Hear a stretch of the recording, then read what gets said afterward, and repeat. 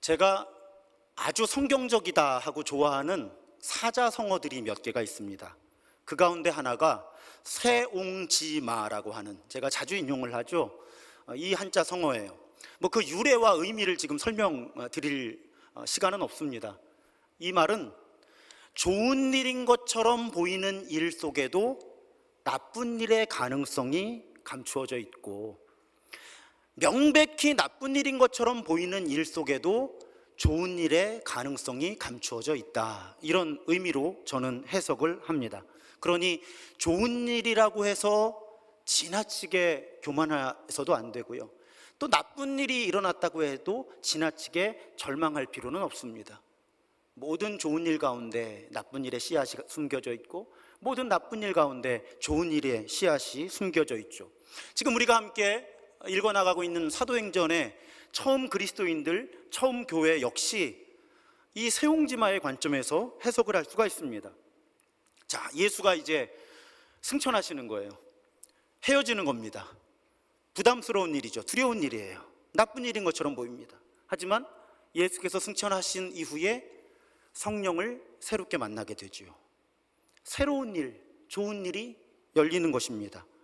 아나니아와 삽비라, 하나님께서 막 이루어 나가시는 그 일들을 심각하게 방해하고 훼손하면서 죽습니다. 비극이죠. 하지만 그 죽음을 통해 사람들은 하나님을 새로운 마음으로 경외하게 되고요, 오히려 교회는 더 많은 사람들이 모여서 하나님을 예배하게 됩니다. 자, 히브리파, 헬라파, 유대인들 사이에 갈등이 생겼습니다. 교회가 분열될 위기에 있어요. 근데 오히려 나빠 보이는 일, 하지만 그 결과는 소외계층이 없는 리더십 구조를 교회가 갖추게 되고요, 또 이방인들에게 복음을 전하기 위한 준비를 갖추게 되죠. 원래 유대인들의 종교인 것처럼 보였는데 이 히브리파 유대인들과 헬라파 유대인들 사이의 갈등, 이 나쁜 일처럼 보이는 일 때문에 교회는 이제 유대인들의 종교가 아니라 모든 사람들의 종교가 될 준비를 갖추게 됩니다. 좋은 일이 일어나는 거예요. 나쁜 일처럼 보이는 일, 심각한 걸림돌처럼 보이는 일들을 만날 때 성령께서는 오히려 그 일들을 통해 디딤돌이 되게 하시고 좋은 일이 되게 하셨습니다. 그 하나님이 우리 하나님이시잖아요. 우리도 나빠 보이는 일을 만나도 성령께서 우리를 이끄시면 그 나빠 보이는 일이 좋은 일이 될 줄로 믿습니다. 걸림돌인 것처럼 보였던 일들이 디딤돌이 될 줄로 믿습니다. 자, 오늘 사도행전이 증언하는 사건도 이 관점으로 해석이 돼요. 패턴이 반복이 됩니다. 자, 시작은 비극이에요.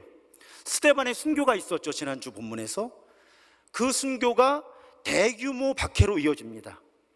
오늘 본문 3절에 보면 사울이 교회를 잔멸했다, 이렇게 번역을 해요. 사울이, 또 사울을 중심으로 한 유대인들이 교회를 철저하게 파괴하려고 했다는 것입니다. 많은 남녀들이 투옥이 되고요, 박해를 피해 교회가 흩어지는 거예요.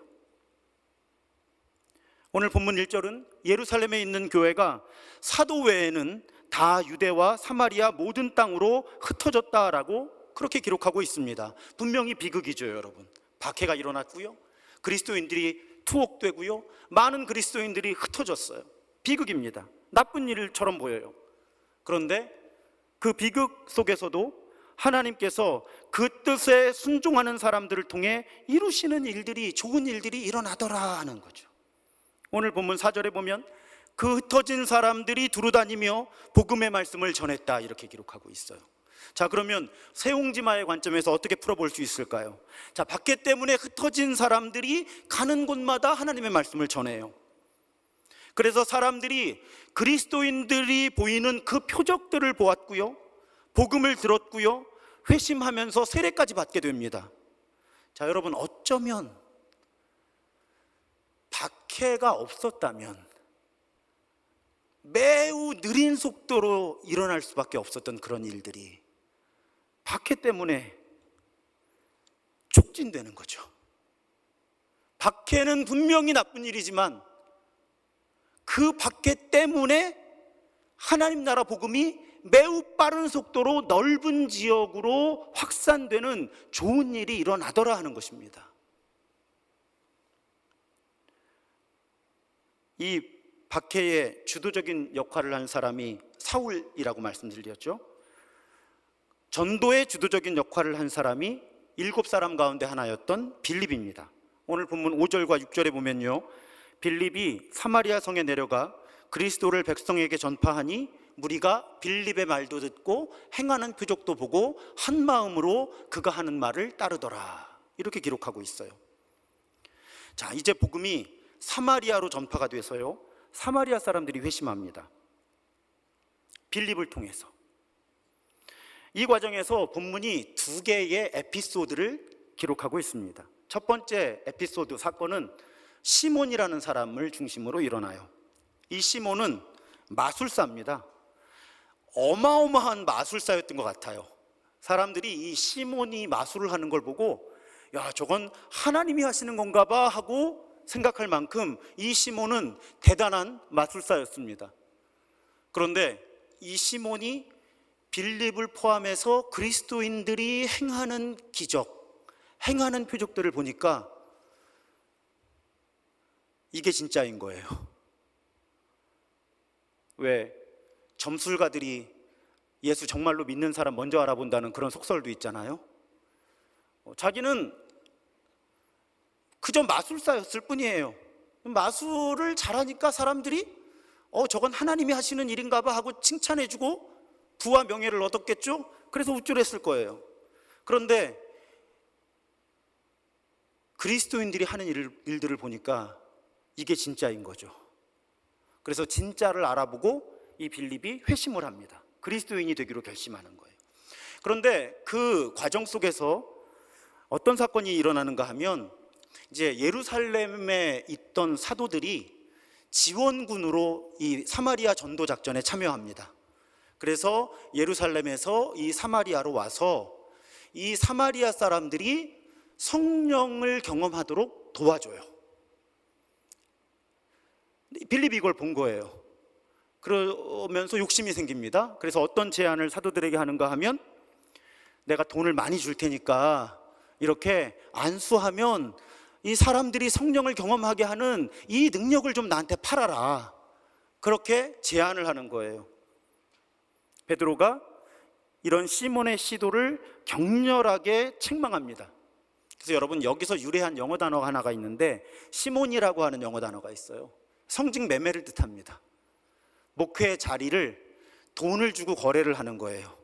어느 교회 담임 목사로 오실 수 있게 할 테니까 5억을 주십시오. 예를 들면 이런 일들을 성직 매매라고 하죠. 그 성직 매매를 영어로 시몬이라고 부르는데 바로 이 시몬의 이름에서 유래한 것으로 그렇게 알려져 있습니다. 자, 두 번째 에피소드는 빌립이 에디오피아 내시, 그러니까 고위 관리에게 복음을 전하는 장면이에요. 자, 이분은 예배하러 예루살렘에 왔다가 돌아가는 길이라고 본문이 묘사를 합니다. 그러니 아마도 에디오피아 사람이었는데도 이스라엘의 하나님 여호와를 믿던 이방인이었던 것 같아요. 당시에 예수님 오시기 몇백 년 전부터 디아스포라 유대인이라 그래서 유대교가 굉장히 그 지역에 흩어져 있었기 때문에 이 팔레스타인 지역뿐 아니라 이 북아프리카 지역까지, 그러니까 아마 이 이디오피아의 고위 관리는 유대인들, 유대교를 접했고 이스라엘의 하나님을 믿게 된 거죠. 그래서 예루살렘에 와서 예배를 드리고 다시 고향으로 돌아가던 그런 길에 있었습니다. 근데 이분이 그 마차였겠죠. 뭐 수레를 이렇게 타고 가는데 거기서 헬라어, 그리스어로 번역된 구약 성경, 우리 성경 이야기 강의하면서 제가 70인역이라고 설명을 드렸던 그 성경의 이사야서를 읽고 있습니다. 그런데 그 의미를 잘 알 수 없었던 거예요. 특별히 오늘 본문 32절과 33절에 인용이 되었는데 이사야서 53장 7절 이하의 본문이죠. 그가 도살자에게로 가는 양과 같이 끌려갔고 털 깎는 자 앞에 있는 어린 양이 조용함과 같이 그의 입을 열지 아니하였도다. 그가 굴욕을 당했을 때 공정한 재판도 받지 못하였으니 누가 그의 세대를 말하리요? 그의 생명이 땅에서 빼앗김이로다. 자, 이 이사야서의 말씀을 이 에디오피아 관리가 읽고 있는데 도무지 무슨 말인지 모르겠던 거죠. 그래서 빌립에게 그 의미를 묻습니다. 우린 다 알죠. 누구에 대한 예언입니까? 예수 그리스도에 대한 예언이죠. 그래서 빌립이 이 이사야서가 예언하고 있는 그분이 바로 나사렛 예수다. 그리고 그분이 십자가와 부활을 통해서 그리스도가 되시고 주님이 되셨다. 자, 이 하나님의 나라 복음을 이 관리에게 전한 것입니다. 그랬더니 이 관리가 빌립에게 내가 세례를 받을 수 있겠냐고 묻습니다. 여러분 성경에 보시면 여러분 가지신 성경에는 37절에 없음 이렇게 적혀 있어요. 37절 없음. 하지만 그 각주를 보시면 각주에 이런 설명이 있습니다. 어떤 사본들에는 37절의 내용이 첨가되어 있음. 37절 빌립이 말하였다. 그대가 마음을 다하여 믿으면 세례를 받을 수 있습니다. 그때 네시가 대답하였다. 나는 예수 그리스도가 하나님의 아들이심을 믿습니다. 그러니까 아마도 어떤 사본에서는 이 네시가, 이 관리가 세례를 받기로 결심한 것이 그냥 단순한 우발적인 아니면 호기심 때문이 아니라 정말 이 빌립을 통해서 예수가 어떤 분이신지를 알게 됐고 그 예수가 무슨 일을 하셨는지 알게 됐고 그 예수를 주님으로 그리스도로 고백하기로 결심을 했기 때문에 세례를 베풀어 달라고 요청했다 하는 것을 분명하게 증언하기 위해서 어떤 사본들은 이 37절의 내용을 포함하고 있다고 그렇게 해석할 수 있습니다. 그러니 여러분, 빌립이 사마리아 지역의 복음을 전했는데요, 이제 에디오피아 관리에게까지 복음을 전한 거예요. 에디오피아 아까 말씀드렸잖아요. 아프리카예요. 자, 그럼 여러분 지금 무슨 일이 일어나고 있는지 이제 아실 거예요. 예수께서 뭐라고 말씀하셨죠? 성령이 임하시면 너희에게 임하시면 너희가 권능을 받고 예루살렘과 온 유대와 사마리아와 땅끝까지 이르러 내 증인이 되리라 하셨잖아요. 근데 지금 박해와 같은 나쁜 일이 일어났는데 그 나쁜 일에도 불구하고 혹은 오히려 이 나쁜 일 때문에 복음은 예루살렘과 온 유대를 지나서 사마리아와 땅끝까지 전파되는 속도가 매우 빠르게 가속되고 있었다 하는 그 증언을 지금 사도행전이 담아내고 있다는 거죠. 작년인가요? 재작년인가요? 교회사를 제가 10주 동안에 정리해 드렸잖아요. 이 모든 자료는 다 여러분 유튜브 채널에 있습니다. 우리 초기 기독교의 교리가 형성되던 3세기, 4세기까지 그 교리, 지금 우리의 신앙 고백에 매우 이 신앙 고백이 형성되는데 매우 큰 역할을 하신 분들이 사실은 북아프리카의 그리스도교 지도자들이에요. 근데 그 역사가 지금 이렇게 시작된 거죠. 북아프리카로 복음이 전파되어 나갔던 거예요. 그래서 그 지역에 교회가 세워졌고 그 지역의 그리스도인들이 오히려 팔레스타인이 아니라 그 지역의 그리스도인 지도자들을 통해서 우리가 지금 가지고 있는 신앙 고백, 교리의 아주 중요한 고백들이 만들어졌다고 하는 사실입니다. 그래서 큰 박해에도 불구하고, 아니 어떤 면에서는 큰 박해로 인해서, 큰 박해 때문에, 좀 말이 이상하지만 큰 박해 덕분에 예루살렘과 온 유대와 사마리아 땅끝까지 복음이 확산되는 움직임이 계속 이어져 나갔고 가속화되었던 것입니다. 근데 여러분, 이 움직임을 빌립이 주도한 것처럼 보이는데 사실은 그렇지만은 않습니다. 빌립은 박해로 인해 흩어져서도 어디로 가든지 하나님 나라 복음을 전했던 수많은 사람 가운데 한 사람이었죠. 성경이 그저 그 수많은 사람들의 이야기를 다 기록할 수 없기 때문에 빌립을 선택해서 오늘 사도행전 8장의 주인공처럼 기록을 하고 있는 것입니다. 사실 우리 사도 바울이 전도 여행을 통해서 교회들을 세웠다 이렇게 우리가 알고 있지만요, 여러분, 물론 우리가 사도행전을 쭉 읽어 나가겠지만 사도 바울이 어느 지역에 가면요, 사실은 그 동네에는 이미 먼저 그리스도인이 된 사람들이 공동체를 이루고 있었습니다. 그러니 엄밀히 말씀드리면 사도 바울이 복음을 전해서 교회가 세워졌다기보다는 이미 하나님 나라 복음은 익명의 그리스도인들을 통해서 아주 빠른 속도로 확산되고 있었던 거고요, 사도 바울은 하나님의 도구로서 그분들을 공동체를 이루도록 하고 올바른 성경적인 믿음과 실천을 하도록 도운 사람이라는 거죠. 사도 바울 혼자 주인공이 아니었다는 말씀입니다. 오늘 본문 역시 빌립 혼자 주인공이 아니었다는 말씀이에요. 제가 우리 교회가 무슨 일을 하면 담임 목사 이름을 거기에 집어넣는 것을 굉장히 주저합니다. 우리 문화가 좀 그래요. 어느 목사님이 그걸 했다, 이런 언어가 너무 많아요. 아니거든요. 교회가 한 거거든요. 너무 교회를 담임 목사와 동일시하는 문화가 한국 교회에 강합니다. 그러다 보니까 목사님들도 가끔 그런 언어를 쓰세요. 아, 이번에 내가 어디 뭘 했어. 사실은 본인이 하신 게 아니거든요. 교회가 한 거지. 여러분, 우리 교회는 바로 이런 상황이죠. 우리 모두의 교회입니다. 우리 모두가 하나님 나라의 이야기를 써내려가는 사람들이고요, 우리 모두가 신도중앙교회 역사를 기록해 나가는 사람들이라는 거예요. 때로 어떤 필요에 따라서 담임 목사나 어떤 성도가 강조될 수 있지만 우리가 절대로 잊어서는 안 되는 건 교회는 우리 모두의 교회인 겁니다. 나아가 그리스도의 교회인 거죠. 예수의 교회인 거예요.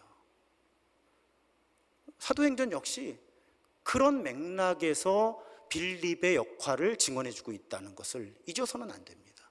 빌립이 이런 일을 하고 있는 동안 수많은 이름이 알려지지 않는 그리스도인들이 이런 일을 했다는 거예요. 빌립은 그저 사도행전이 대표 선수로 기록해 주신 거죠. 내가 그 일을 했어 하면 안 되는 겁니다. 우리 모두가 다 하나님 나라 주인공인 줄 믿습니다. 게다가요, 빌립이 자기가 했다고 하면 안 돼요. 제가 왜 이렇게 주장을 하는가 하면 빌립이 이디오피아 관리를 만나는 26절에서 39절까지 총 14절 가운데 3절에 이런 표현이 나타납니다. 26절, 주의 사자가 빌립에게 말하여 이르되 너 예루살렘에서 가사로 내려가는 광야길로 가라. 자, 29절에 성령이 빌립더러 이르시되 저 이디오피아 관리의 수레에 가까이 가서 뭐하고 있나 봐라. 자, 39절에 침례를, 세례를 베푼 다음에 둘이 물에서 올라올 새 주의 영이 빌립을 이끌어갔다. 저 이끌어갔다는 단어는 납치해서 확 끌고 갔다라는 표현처럼 강한 표현이에요, 사실은. 그러니까 성령이 빌립을 끌고 갔다는 거예요. 다른 데로, 이제 다른 거 하라고. 그러니까 여러분, 빌립이 당연히 그렇지는 않겠지만 오늘 본문을 가지고 내가 사마리아의 복음을 전했어, 내가 이디오피아 그 내시에게 복음을 전하고 세례를 베풀어서 이 이디오피아가 복음화된 거야, 이럴 수 없다는 거예요. 하나님은 같은 시간에도 수많은 하나님을 사용하셨을 뿐만 아니라 빌립이 이런 일을 할 수 있었던 그 길목길목마다 자기는 모르는 일을 성령께서 이끌어 가셨다는 거예요. 그러니까 빌립을 인터뷰한다면 빌립은 이렇게 말할 겁니다. 지는 잘 몰라요. 그냥 성령님이 하라 그래서 그냥 갔더니 거기 그 사람 있더라고요. 또 성령님이 또 무슨 얘기 하나 들어보라 그래서 들어보는데 그 사람이 뭐 물어보길래 얘기했더니 아니 그냥 세례를 받는다 그래서 지는 그냥 세례 베푼 것 뿐이에요. 저는 한 게 없어요. 그 성령님이 다 하신 거예요. 아마 빌립을 인터뷰하면 이렇게 말하지 않았을까. 우리는 너무 우리가 하나님 나라 주인공인 척합니다. 우리는 그저 하나님 손에 붙들린 작은 몽당연필 같은 존재들이죠. 성령께서 빌립으로 하여금 이 일을 하도록 이끄셨고, 하지만 빌립의 위대함은 순종한 것이죠. 성령께서 하라고 하실 때 한 겁니다. 자, 그렇다면 오늘 본문의 주제를 좀 정리를 해보죠. 중간 정리를 좀 해보겠습니다. 자, 예루살렘 초대교회에 박해가 일어났어요. 어떤 사람들은 남았고, 사도들 중심으로 어떤 사람들은 흩어집니다. 그런데 모두 자기 자리에서 복음을 전합니다. 그리고 때로는 서로 협력을 하죠. 아까 말씀드린 것처럼 빌립이 사마리아에 전도할 때 사도들이 가서 성령을 경험하도록, 사마리아 사람들이 성령을 경험하도록 도와줍니다. 여기에 어떤 갈등과 충돌을 본문은 기록하고 있지 않아요. 당신들은 왜 남았어? 이런 믿음 없는 사람들이 교회를 버리고 떠나? 이러지 않았다는 거예요. 각자의 삶의 자리에서 최선을 다해서 하나님께서 주신 사명을 감당했고요, 필요할 때는 서로 협력했다는 것입니다. 그렇게 복음이 전파되었고요, 복음을 들은 사람들의 삶이 변화됩니다. 그리고 이 모든 일은 성령의 인도하심 가운데 이루어지지요. 자, 이것도 복잡하시죠? 그럼 더 압축해 보겠습니다. 모든 그리스도인들이 형편과 관계없이 자신의 자리에서 복음을 전했습니다. 그리고 복음을 들은 사람들의 삶은 변화되었습니다. 이것이 오늘 본문의 주제이고, 크게 보면 사도행전의 주제인 거예요.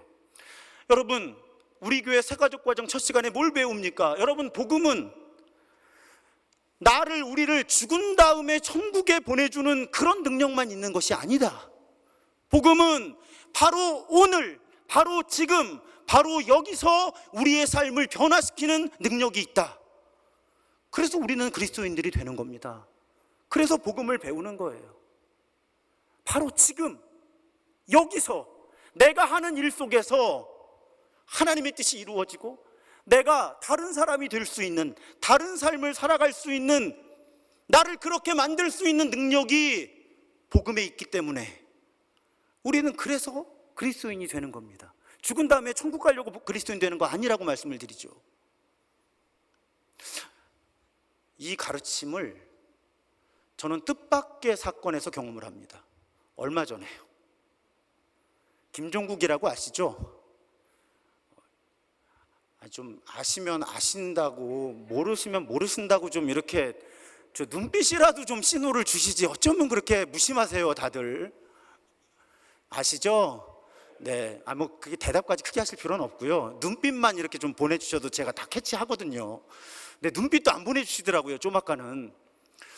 이 김종국이라는 분이 얼마 전에 한 후배 연예인에게 운동을 해봐라 하는 이야기를 들려주는 장면에서 제가 굉장히 중요한 영적인 깨달음을 얻어요. 그래서 여러분, 그 장면 30초밖에 안 됩니다. 함께 보시겠습니다. 사람이 그런 얘기를 해. 내가 한번 운동을 좀 해야겠다. 네. 해봐야겠다. 운동을 한다고 오늘부터 운동을 한다고 생각하는 게 아니고, 너는 새로운 삶을 산다고 생각해야 돼. 바꾸는 거야. 네 삶에 운동이 추가가 된 게 아니고 삶이 변하는 거야. 오늘부터 다른 삶을 산다고 생각해. 뭔지 알겠지? 여러분은 뭘 느끼셨습니까? 이게 문제였구나. 나에게, 우리에게 바로 이게 문제였구나. 제가 너무 충격을 받았어요. 알고는 있었지만 말로 어떻게 설명해야 될지 몰랐던 것 하나를 이렇게 설명하면 되겠구나 하는 것을 제가 배우게 되었습니다. 여러분, 그리스도인이 된다는 것이 무엇입니까? 어떤 분들은 그렇게 생각하시는 것 같아요. 내가 그냥 살다가 주일에 교회 와서 예배 드리면 내가 그리스도인이 된 거지.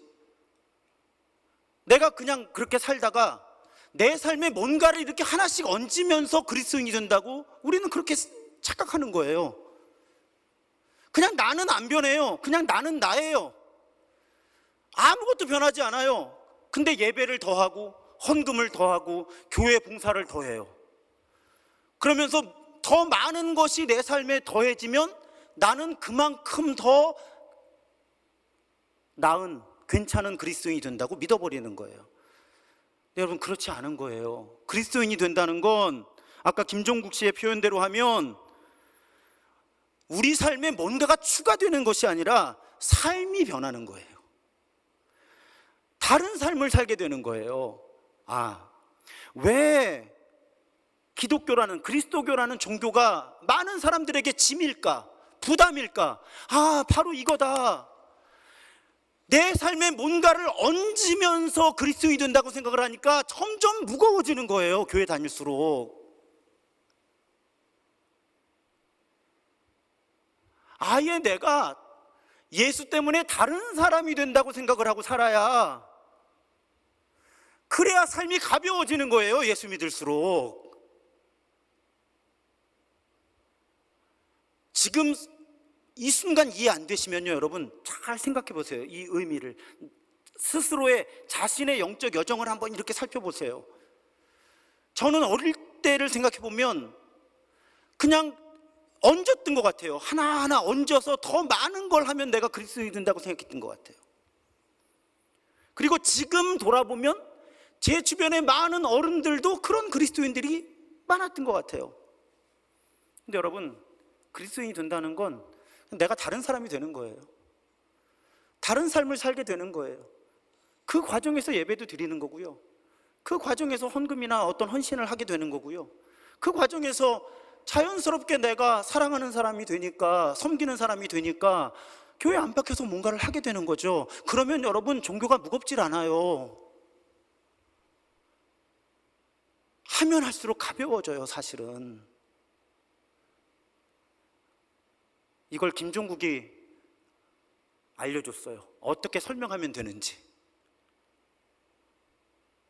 여러분, 혹시 이 자리에도 그리스도인이 된다는 것이 그냥 내 삶에 주일 예배를 더하고 헌금을 더하고 봉사를 더하는 거라고 생각하시는 분이 계시면 생각을 바꾸셔야 되는 거예요. 그러면 점점 더 힘들어지세요. 점점 더 무거워지시는 거예요, 삶이 오히려. 그런데 예수님 뭐라고 말씀하셨어요? 진리를 알지니 진리가 너희를 자유케 하리라. 수고하고 무거운 짐진 자들아, 다 내게로 오라. 내가 너희를 쉬게 할 거다. 또 내가 주는 멍에는 무겁지 않다, 가볍다. 왜요? 내가 다른 사람이 되니까요. 내가 다른 삶을 살게 되니까 모든 삶의 질서가 바뀌어버리는 거예요. 기존의 질서를 가지고 살아가면서 거기에 종교를 더하려고 하면 오히려 억압이죠. 부담이에요. 무거워지는 거예요. 아, 내가 예수를 따라 살기로 결심했을 때 새로운 사람이 되는 거구나, 전혀 다른 삶을 살게 되는 거구나 하면 그때부터는 내 삶의 우선순위와 질서 자체가 변화해 나가기 때문에 뭔가를 얻는 게 아니라 내려놓는 과정이 되는 거죠, 오히려. 여러분 중에 혹시 그리스도인이 되고 5년, 10년, 15년, 20년, 30년 지나면서 무게가 더 무거워진다고 느끼시는 분 계시면 오늘 이 부분을 잘 생각해 보셔야 돼요. 예수님이 우리 괴롭히라고 예수 믿고 따르라고 하시겠어요? 아니에요. 자유가 있는 거예요. 진정한 안식과 평화가 있는 거예요. 우리가 믿는 종교는 그런 종교예요. 근데 이 종교를 오해를 하면 더 우리를 억압하고 무겁게 만드는 종교 시스템에 우리가 갇혀버리는 거예요. 근데 복음은 그런 게 아니거든요. 복음은 우리를 자유하게 하는 거거든요. 가볍게 하는 거거든요. 왜? 다른 사람을 만드니까, 나를 다른 삶을 살게 하니까요. 사도행전에는 그런 사람들의 이야기가 가득한 거예요. 그리고요, 그런 사람들은 주변 사람들의 삶도 변화를 시키더라는 거죠. 오늘 본문 8절과 39절에 보면 사마리아 성, 그 성에 큰 기쁨이 있더라, 이렇게 증언되어 있고요. 그 이디오피아 내시에게 세례를 준 다음에 주님의 영이 빌립을 데리고 가셨는데, 그래서 그 내시는 기쁨에 차서 가던 길을 갔다. 오늘 이 본문에 기쁨이라는 단어가 2번 반복됩니다. 진짜 그리스도인을 만난 사람들은 기뻐하게 된 거예요. 이 말씀을 오늘 설교의 결론으로 삼고자 합니다. 여러분, 지금 빌립의 상황이 어때요? 도망자 신세예요. 지명수배범이에요. 제가 빌립이면요, 최대한 신분을 감추겠습니다. 아, 누가 밀고 하면 어떡해요? 당장 끌려가서 감옥 가야 되는데, 죽을지도 모르는데 철저하게 제 신분을 감추고 싶을 거예요. 그런데 지금 보세요, 빌립. 담대하게 자신이 해야만 하는 일을 하죠. 하나님 나라의 복음을 전합니다. 왜? 그게 소명이기 때문에.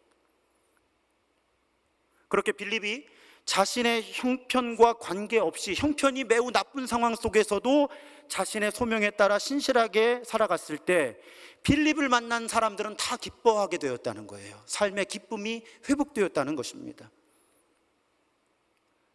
여러분, 우리의 삶도 그런 거예요.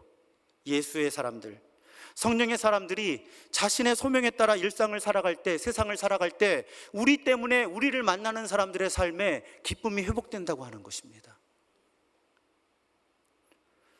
오늘 성령께서 빌립을 이렇게 이끄셔서 이디오피아 관리를 만나게 하시잖아요. 우리가 정말 하나님의 뜻에 따라 살기로 결심하고 우리 안에 계신 성령의 음성에 귀를 기울이면요, 성령께서 우리를 이렇게 이끄셔서 누군가를 만나게 할 거예요.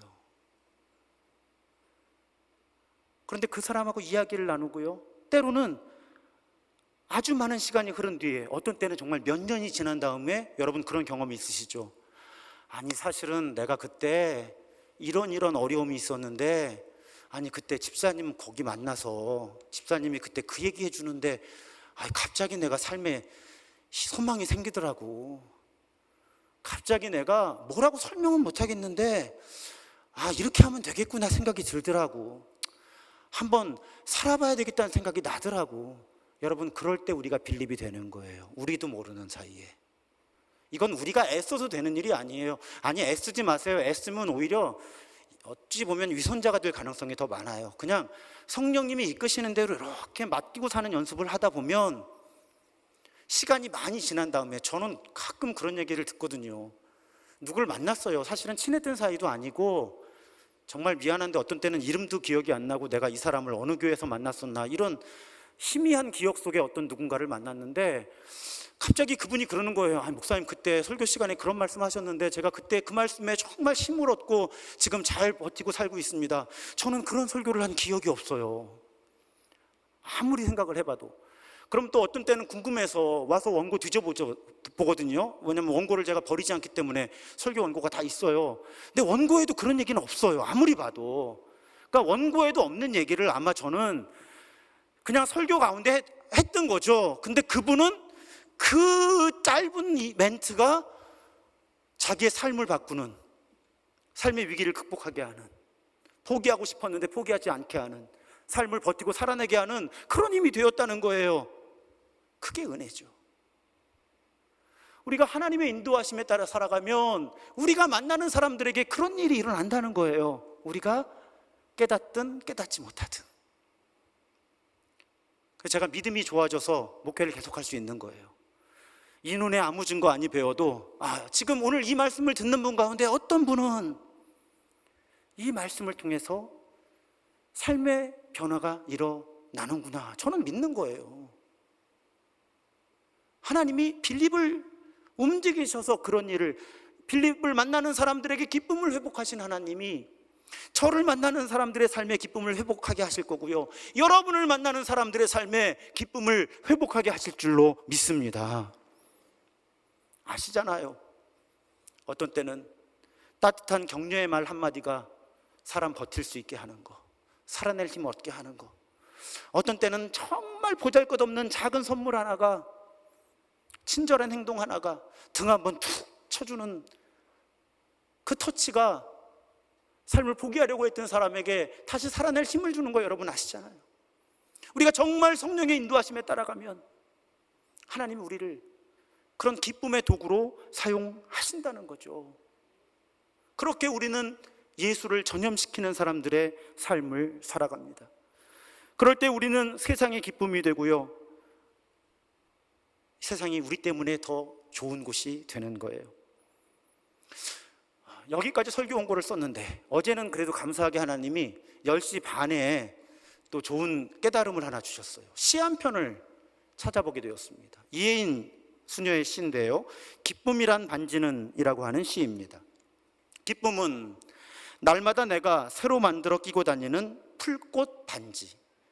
누가 눈여겨보지 않아도 소중히 간직하다가 어느 날 누가 나에게 달라고 하면 이내 내어주고 다시 만들어 끼지. 크고 눈부시지 않아 더욱 아름다워라. 내가 살아있는 동안 많이 나누어 가질수록 그 향기를 더하네 기쁨이라는 반지는. 여러분, 이 이미지를 한번 오늘 이렇게 품어보셨으면 좋겠어요. 여러분, 우리 삶이 어렵잖아요. 힘들잖아요. 그런데 그래도 우리 예수의 사람들이잖아요. 그러면 우리에게 풀꽃 반지와 같은 기쁨이 있다는 거예요. 풀꽃 반지 같은.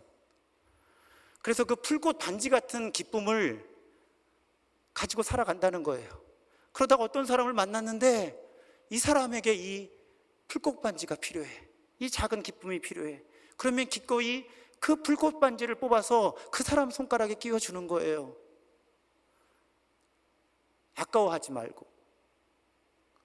나는 또 예수님 때문에 풀꽃 반지 하나 만들어서 끼우면 되니까 그거 만들 줄 모르는 사람들한테 열심히 풀꽃 반지 나눠주며 살자는 거예요. 나는 또 예수님 때문에 풀꽃 반지 하나 만들어 끼고 있으면 되니까. 그러다 보면 그 작고 보잘것없어 보이는 풀꽃 반지가 내 주변에 많은 사람들에게 향기가 된다는 거죠. 우리 그리스도인들의 삶이 그와 같을 것 같아요. 여러분, 제가 아까 목회 기도하면서 뭐라고 기도했어요? 저나 여러분들이나 그렇게 위대한 일 하겠어요, 우리? 그런데 우리 작은 일을 위대하게 할 수는 있거든요.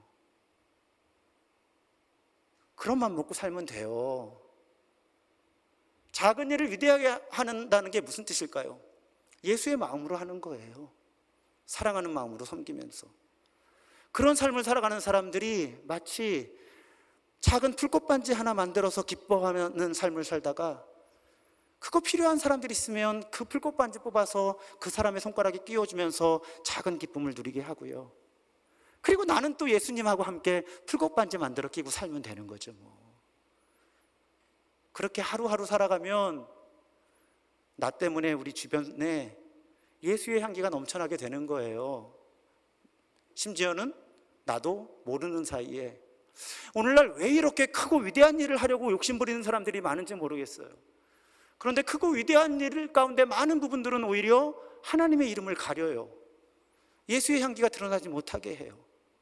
여러분, 정말 이 시대에 필요한 건요, 기쁨의 작은 풀꽃 반지 하나 끼고 살다가 필요한 사람 있으면 그거 뽑아서 꽂아주고, 나는 또 예수님하고 새 풀꽃 반지 만들어서 끼고 사는, 이 시대에는 그런 사람들이 필요한 때가 아닌가. 저는 이 시를 묵상하면서 그런 생각을 해봅니다. 사랑하는 여러분, 이제 예배를 마치면 우리는 다시 일상으로 세상으로 흩어져야 되죠. 흩어져서 감당해야 하는 현실이 때로 우리에게 버겁고 힘겹습니다.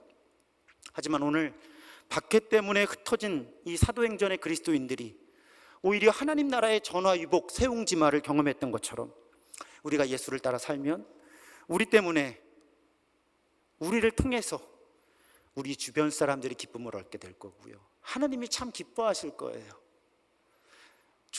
여러분, 행복하지 않으세요?